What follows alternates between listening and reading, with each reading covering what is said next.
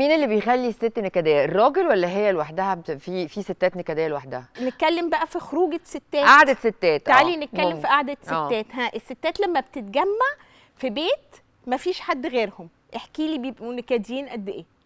اوكي، بس الرجاله برضو هم قاعدين مع بعض بيقعدوا برضو بيضحكوا بيهزروا، بغض النظر ان ضحكهم بالنسبه لنا دمه تقيل، بس هو بالنسبه لهم دمه هيضحكوا خفيف. قد ايه؟ هيهتموا بنفسهم وهم خارجين خروجه رجاله بس زي ما الستات بتهتم وهي خارجه خروجه ستات بس؟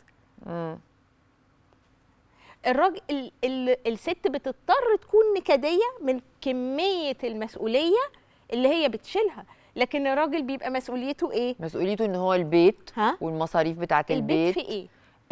البيت ان هو البيت ده يبقى في امان، ان هو انا جايب كل الحاجات اللي مطلوبه. امان ازاي؟ يعني ايه الامان ازاي؟ امان ازاي؟ امان في راجل في البيت، احساس الراجل انه موجود في البيت ده بيحسس بالامان لما يبقى قايم بدوره. لما يبقى قايم بدوره. بس هل هنختزل دوره في الحته دي؟